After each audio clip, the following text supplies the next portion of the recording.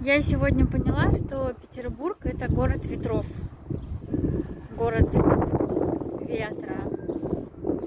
Это, конечно, очень романтично, когда ты идешь, у тебя там все развивается, волосы развиваются, но с другой стороны немножко холодновато. Вроде жарко, но ветер есть. Хотя залив не сказать, что очень близко.